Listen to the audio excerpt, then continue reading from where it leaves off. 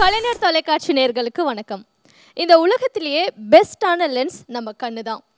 ஒருத்தர் கண்ணால் பார்க்குற எல்லாத்தையும் இந்த உலகத்தில் இருக்கிற எல்லாருமே இப்போ இருக்கிற டெக்னாலஜியை யூஸ் பண்ணி தாராளமாக பார்க்கலாம். அப்படி இந்த உலகமே பார்க்குறது நல்ல விஷயமா இருந்ததுன்னா இந்த சமூகம் நல்லா இருக்கும். அப்படி பார்க்குறது நல்ல விஷயமா இல்லைன்னா ஒரு அழகான குடும்பம் கூட அலங்கோலமாகும்ன்றதை சொல்லியிருக்கிறது தான் சமீபத்தில் வெளிவந்த லென்ஸ். இந்த படத்துடைய டீம் இன்னைக்கு நம்ம கூட இருக்காங்க. படத்தை பற்றி நிறைய விஷயங்களை நம்ம கேட்டு தெரிஞ்சுக்கலாம். வணக்கம், வெல்கம் டு அவர் ஷோ.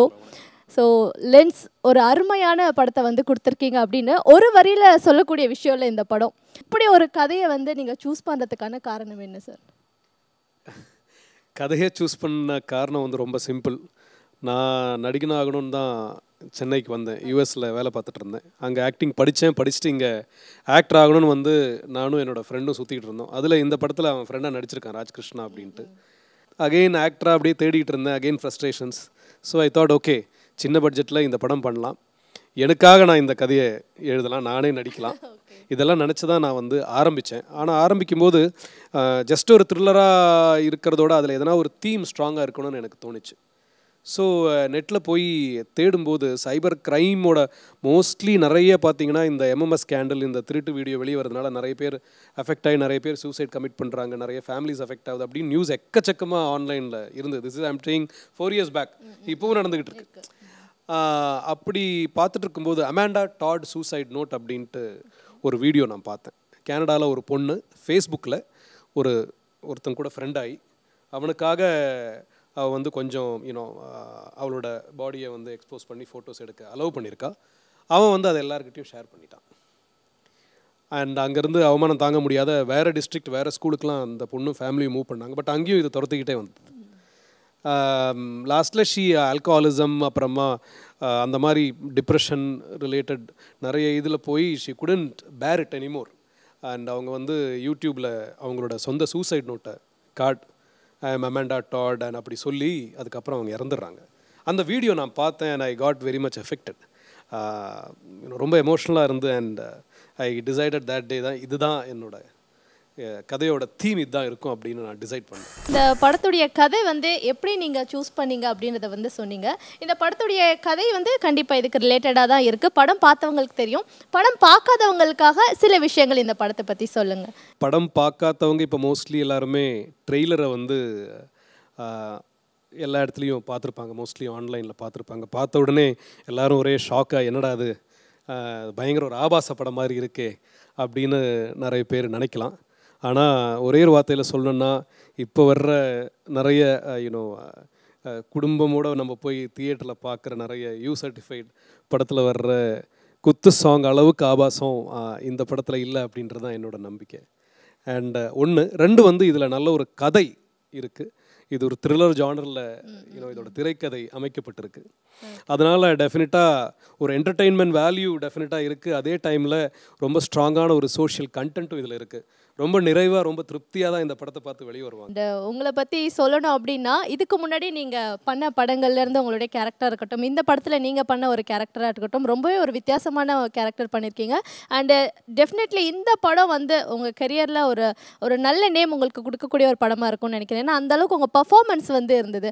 இந்த படத்தில் உங்கள் பர்ஃபார்மன்ஸ் பார்க்கும்போது ஃபர்ஸ்ட் ஷாட்லேருந்து லாஸ்ட் ஷாட் வரைக்குமே ஒரு சோகம், ஒரு எமோஷன், சோகம் சொல்ல முடியாது, ஒரு எமோஷனை வந்து உங்கள் கண்கள் அப்படியே வச்சுருப்பீங்க. சரியான அளவில் அதை வந்து நீங்கள் டெலிவர் பண்ணியிருப்பீங்க. ஸோ எங்கேயுமே வந்து மிகைப்படுத்தப்படாது, லோவாகவும் போகாது, லேகும் ஆகலை, சரியான அளவில் நீங்கள் வந்து கொடுத்துருக்கீங்க. படம் பார்த்தவங்களுக்கு உங்கள் கேரக்டர் பற்றி தெரியும், பார்க்காதவங்களுக்காக உங்கள் கேரக்டர் பற்றி சில விஷயங்கள் சொல்லுங்கள். பார்க்காதவங்களுக்கு வந்து நான் வந்து யோகன் அப்படிங்கிற கேரக்டர் தான் பண்ணியிருக்கேன். ஸோ அந்த கேரக்டருக்கு வந்து 2 ஷேடும் இருக்கும். மீன்ஸ் 2 ஷேட்னா நல்லவன், கெட்டவன். அண்ட் நீங்களே சொல்லிட்டீங்க, நிறைய எமோஷன் இருக்கிற, எமோஷ்னலி அந்த கதைக்கு தள்ளிட்டு போகிற, ஒரு இழுத்துட்டு போகிற, அது மாதிரி கூட சொல்லலாம் ஒரு கேரக்டர். அண்ட் மோஸ்ட்லி நானும் ஜேபியும் தான் எங்களோட சீன்ஸ் இருக்கும். அண்ட் மிஷா, ஸோ நிறைய படங்கள் உங்களை பார்த்துருக்கோம். ஒரு மாதிரி க்யூட்டான ஆக்டிங் வந்து எப்போவுமே உங்ககிட்ட இருந்து எங்களுக்கு கிடைக்கும். ரசிச்சுட்டே இருப்போம், நீங்கள் அழுதாலும் அது அழகாக இருக்கும். அந்த மாதிரியான ஒரு பர்ஃபார்மன்ஸை நீங்கள் கொடுப்பீங்க. இந்த படத்தில் நீங்கள் ஷார்ட்டாக வந்துட்டு போனால் கூட ஒரு டெப்த்தான கேரக்டர் வந்து உங்களுது. ஸோ அந்த கேரக்டர் பற்றி சில வார்த்தைகள். இந்த கேரக்டர் பேர் வந்து ஸ்வாதி. அவங்களோட ஒய்ஃபாக நடிச்சிருப்பேன். நான் ஜிபி சாரோட ஒய்ஃபாக நடிச்சிருக்கேன். ரொம்ப ஸ்மால் கேரக்டர், பட் நீங்கள் சொன்ன மாதிரி எஃபெக்டிவ் அண்ட் ஆக்டிங் கூட நீங்கள் சொன்ன மாதிரி இது வரைக்கும் நான் பண்ணது அந்த க்யூட் ஒரு பப்ளினஸ் இதில் கிடையாது. ரொம்ப சட்டில் அண்ட் ரொம்ப no smile and very less acting. Performance wise very less ஆக்சுவலாக. பட் இருந்தாலும் the story was very different for me to act. இந்த மாதிரி கதையில் நான் எப்போவுமே கமர்ஷியல் மூவிஸில் தான் நடிச்சிருக்கேன். பட் டிஃப்ரெண்ட்டான ஒரு கதையில் நடிக்கணும்னு நிறைய நாள் ஆசை. ஸோ கரெக்டாக அந்த டைமில் அவங்க அப்ரோச் பண்ணாங்க and I was waiting for a movie like this, so just happened time to time. And okay, superb.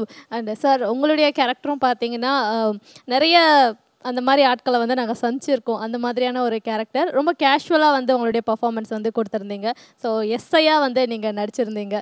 So உங்கள் கேரக்டருக்காக நீங்கள் பண்ண சில விஷயங்கள் அண்ட் இந்த கேரக்டர் தான் நீங்கள் பண்ண போகிறீங்க அப்படின்னு சொன்னோடனே நீங்கள் உங்களை எப்படி தயார்படுத்திக்கிட்டீங்க? இந்த படத்துக்கு ஃபஸ்ட்டு தேர்ந்தெடுக்கப்பட்ட நடிகனே நான் தான். ஸ்கிரிப்ட்லேயே என் பேர் அம்பேத் தான் இருக்கும். ஏன்னா நாங்கள் வந்து 10 years ஆஃப் ஃப்ரெண்ட்ஸ், நானும் ஜேபியும். அப்போ நாங்கள் சேர்ந்து அவர் எங்கள் யூஎஸில் ஆக்டிங் கோர்ஸ் முடிச்சுட்டு இங்கே வந்திருந்தார். இங்கே நான் கூத்துப்பட்டில் ஆக்டிங் கோர்ஸ் முடிச்சுட்டு நாங்கள் 2 பேரும் சேர்ந்து சுற்றிட்டு இருந்தோம். அப்போ அவர் ஆடிஷன் போகிற இடங்களுக்கு நான் என்னை கூட்டிகிட்டு போவார், நான் போகிற இடங்களுக்கு அவரை கூட்டிகிட்டு போவோம். அப்போது டெய்லி மீட் பண்ணிப்போம். எனக்கு அவரை ரொம்ப பிடிக்கும். ரொம்ப கிளாஸாக பிஹேவ் பண்ணுவார், ரொம்ப ஹானஸ்ட்டாக பேசுவார். அது எனக்கு ரொம்ப பிடிக்கும். அதனால் அவரை சந்திக்கிறதுக்காக ஒரு வாய்ப்பை உருவாக்குவேன்.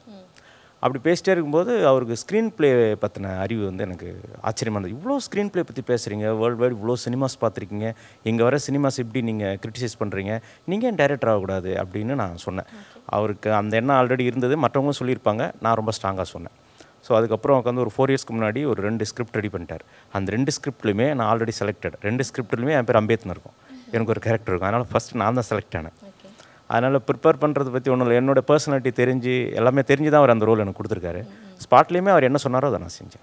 அந்த இந்த ஸ்டோரியில் பார்த்தீங்கன்னா உங்களுடைய அந்த செகண்ட் ஆஃப் வந்து ரொம்ப ப்ளசண்ட்டான ஒரு லைஃப் வந்து சார் காமிச்சிருந்திருப்பாரு. உங்களுடைய பர்ஃபார்மன்ஸும் வந்து பியூட்டிஃபுல்லாக இருந்தது, நீங்கள் அந்த ஹீரோயின் 2 பேரோட விஷயமும். ஸோ அந்த ஃபர்ஸ்ட் ஆஃப் செகண்ட் ஆஃப் அப்படின்னு பார்க்கும்பொழுது செம்ம சேஞ்சஸ் வந்து நீங்கள் கொடுத்தே ஆகணும். ஸோ இதில் கொஞ்சம் வந்து வில்லத்தனமாகவும் அதில் வந்து ரொம்ப லவ்லியாகவும் நீங்கள் பண்ணணும். ஸோ அதை நீங்கள் எப்படி வந்து பார்ஷியலாக பிரித்து பண்ணீங்க? ஸோ அதுக்கு டைரக்ஷன் சைட்லேருந்து எந்த அளவுக்கு உங்களுக்கு வந்து சப்போர்ட் கிடச்சிது?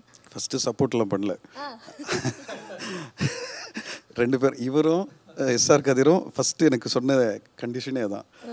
2 பேரும் வந்து என்னை முன்னாடியே பார்த்துருக்காங்க. இவர் என்ன கூத்துப்பட்டறை பிளேலெல்லாம் பார்த்துருக்காரு, நான் பண்ண மலையாளம் ஃபிலிம் பார்த்துருக்காரு. கதிரும் நான் முன்னாடி ஒர்க் பண்ணது பார்த்துருக்காரு. ஸோ 2 பேரும் வந்து நீங்கள் சொன்னீங்களா ஃபஸ்ட்டு, அதுக்கு நான் கன்வின்சிங்காக இருப்பேன். செகண்டுக்கு எப்படின்னு தெரியல அப்படின்ற ஒரு டவுட் இருந்தது. ஸோ ஏன்னா நான் இவர் ஃபஸ்ட்டு பார்க்கும்போது ரொம்ப குண்டாக இருந்தேன். ஆக்சுவலி அதில் ரொம்ப ஸ்கூல் பையன் மாதிரியே இருப்பீங்க நீங்கள். ஸ்கூல் பையன் மாதிரியா? இது நீங்கள் இவர்கிட்ட சொல்லுங்க, பாடுபடுத்தினே இவர் தான், அவருக்கு கேட்டுங்க. ஸோ நான் வெயிட் அதிகமாக இருந்தேன் இவர் ஃபஸ்ட்டு மீட் பண்ணும்போது. ஸோ வெயிட் லூஸ் பண்ணோம் அப்படின்ற இது இருந்தது. ஸோ அப்படி தான் 2த்தையும், ஏன்னா ஃபஸ்ட்டு அதுதான் ஷூட் பண்ணணுன்னு இருந்தது. ஸோ ஒரு 10 days மீட் பண்ணோம்.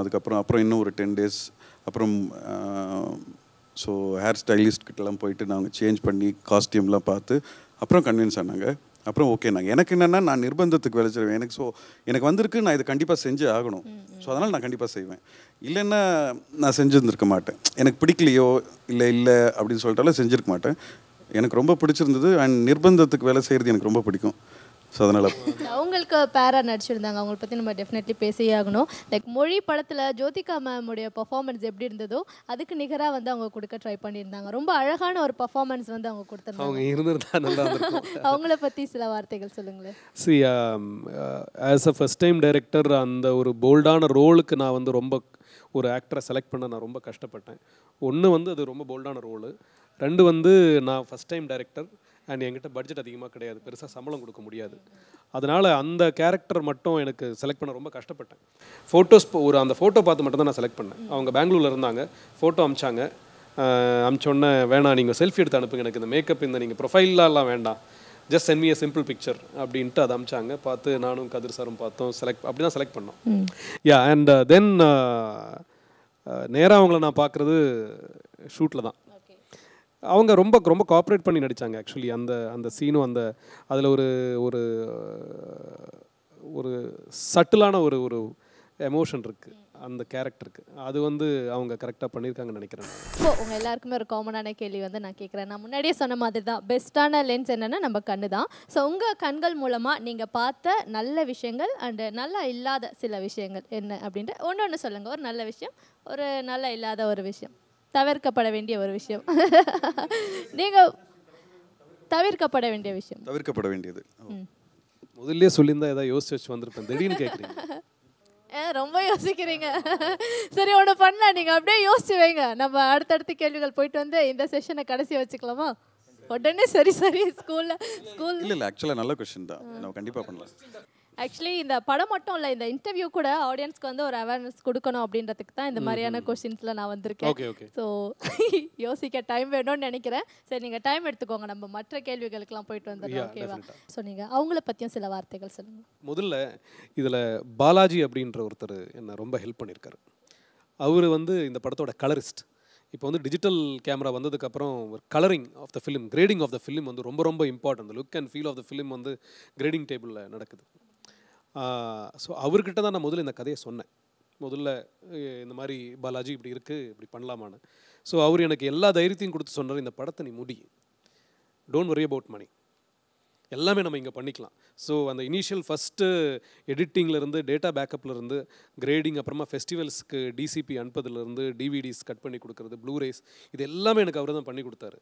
அண்டு நான் எப்போவுமே கேட்பேன், எப்போனா கொஞ்சம் காசு அங்கேருந்து வரும், பாலாஜி நான் கொஞ்சம் பே பண்ணுறேன்.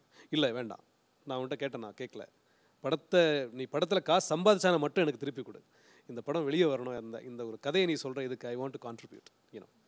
ஸோ ஃபஸ்ட்டு இல்லை அவர்லாம் நான் தொடங்கியிருக்கவே மாட்டேன். அதுக்கப்புறமா தான் நான் பண்ணணும்னு நினச்சேன். அதுக்கப்புறம் கதிர் சாரை மீட் பண்ணுறதெல்லாம். நெக்ஸ்ட்டு கதிர் சார். அந்த பாலாஜி யார் அந்த பாலாஜி? அவரே வர சொல்லி இருந்திருக்கலாம் இல்லையா? அவர் வரமாட்டாருங்க. அவர் இப்போ கிரேடிங் பண்ணிட்டு இருப்பார், வேலையில் இருப்பார். ஓகே. நிறைய ப்ரெஷ் ஷோ மீட் எல்லாமே கூப்பிடுவோம், இது வரைக்கும் வந்ததே கிடையாது. அதே மாதிரி தான் தமிழ் சினிமாவில் ரொம்ப ரொம்ப முக்கியமான ஒரு நபர் பாலாஜி. பாலாஜி சார், நீங்கள் எங்கே இருந்தாலும் வாழ்க. இந்த மாதிரி நிறைய பேருக்கு சப்போர்ட் பண்ணுங்க. சூப்பர். இல்லை, நிறைய இண்டிபெண்டன்ட் ஃபிலிம் மேக்கர்ஸ் அவர் சப்போர்ட் பண்ணி தான் நிறைய. நான் இப்போ அங்கே நான் ஒர்க் பண்ண சம்டைம் என்னோட எதனா ஒர்க் வாங்க போகிற டைமில் கூட பார்த்தா பசங்க உட்காந்துட்டு இருப்பாங்க. என்ன பாலாஜி, நான் இல்லை ஒரு ஷார்ட் ஃபிலிம் ஒன்று வந்திருக்கு, அது பண்ணிகிட்ருக்கேன் அப்படின்னு. ஸோ இஸ் வெரி சப்போர்ட்டிவ் அந்த விதத்தில். கதிர் சார் ஃபஸ்ட்டு ஸ்கிரிப்ட் அவர்கிட்ட கொடுத்து அவர் பண்ணுறேன்னு சொன்ன உடனே நான் டிசைட் பண்ணிட்டேன் இது பண்ணணும் அப்படின்னு. அப்போவும் நான் வெளியாருனா ப்ரொடியூசர் கிடைப்பாங்களா அப்படின்னு தான் நினச்சிக்கிட்டு இருந்தேன். ஏன்னா கதிர் சார் உள்ளே வந்துட்டார். திடீர்னு ஒரு நாள் கூப்பிட்டு என்ன சொல்கிறாரு, ஜேபி 3 months ஷூட் போகிறதா தான் நான் பண்ணுறேன், அப்படி இல்லைனா ஜூன் ஜூலை ஆகிடும் அப்படின்ட்டார்.